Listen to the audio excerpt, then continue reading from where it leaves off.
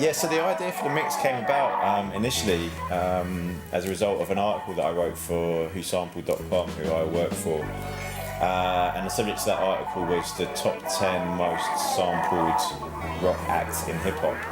And ELO feature in that top 10, largely as a result of a track called Tightrope. Yeah, so Darren got in contact with me about doing this mix as a way of drawing attention to the Kickstarter campaign to raise money for the blue commemorative plaque, which is going to go on the family home back in the Midlands. And yeah, that got us to talking about ways we could put some audio content together to promote the campaign. Kind of went off and researched his records and tried to pull together a collection of tracks which were going to sound coherent together in a mix, which explored that relationship between ELO's originals and the people who'd sampled them. So yeah, this is one of my favourite. Another that Time album, which has got Another Heartbreak. So that's one of my favourite. That's the one that's sampled by Dead Prez. Kind of reworked the drums and some of the little atmospheric bits out of that on a track called Wolves.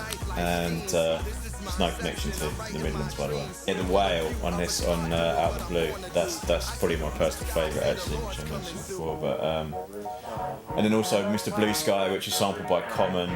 It's kind of like, and it was kind of a bit poppier than most of the stuff that he's done, but it kind of it works well in that context. El Dorado, that's the one that Jay Dilla used on one of his beat tapes, and yeah, I mean, I think it's cool. People often kind of think that people like that are always going to be digging for like mega obscure stuff, but I mean, a lot of these records, because they were so popular, there's a lot of them around. You see them in even charity shops or whatever, and I think for that reason it's like a lot of people have got these in their collections, or they pick them up when they're out digging, and there's great stuff on there to be sampled. So yeah, that's the one that Dilla used.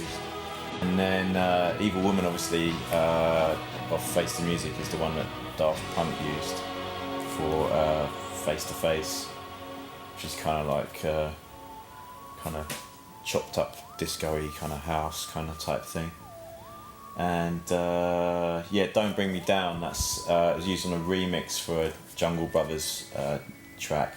It's got that great sort of really hefty drum break at the middle, at the beginning rather, and they used that, and also some of the little guitar licks out of the break as well, sort of up tempo party-ish kind of hip hop type thing. But yeah, I mean, altogether it's a wealth of great material to be used there. So yeah, it's a lot of fun going back through it all.